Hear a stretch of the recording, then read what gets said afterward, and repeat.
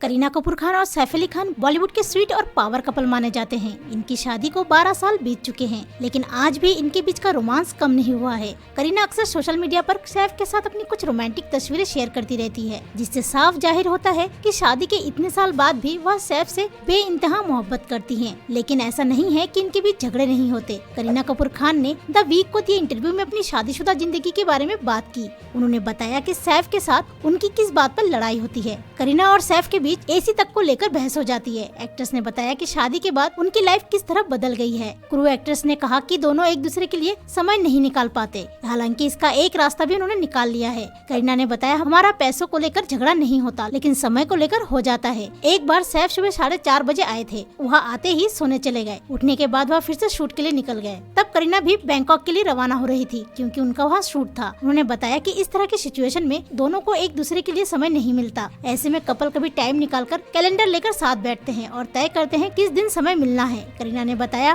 कि सैफ से कई बार एसी को लेकर उनका झगड़ा हो जाता है। सैफ को 16 डिग्री सेल्सियस पर एसी चलाना पसंद है, जबकि करीना को कम से कम 20 डिग्री पर एसी का तापमान चाहिए होता है। एक्ट्रेस ने कहा कि इस सिचुएशन में दोनों की नहीं चलती। वह 16 या 20 के बजाय 19 डिग्री सेल्सियस पर रूम टेम्परेचर करने के लिए सेटल हो जाते हैं। जब करिश्मा कपूर कपल के घर आती हैं, तो वह एसी का तापमान 25 डिग्री सेल्सियस कर देती है। यह देख सैफ कहते हैं, शुक्र है मेरी शादी करीना से हुई है, कम से कम वहाँ 19 डिग्री सेल्सियस पर तो मान जाती है। बेबो ने ये भी कहा कि सैफ ने उन्हें हल्के में ले रखा है। वह उनकी सारी फिल्में देखती है, लेकिन सैफ ने क्रू नहीं देखी। करीना ने कहा कि इस मामले में उन्होंने उन्हें हल्के में ले रखा है। हालांकि एक्ट्रेस ने ये बात मजाकिया अंदाज में कही थी। ऐसी न्यूज से अपडेट रहने के लिए वाहियात टॉक को सब्सक्राइब करें।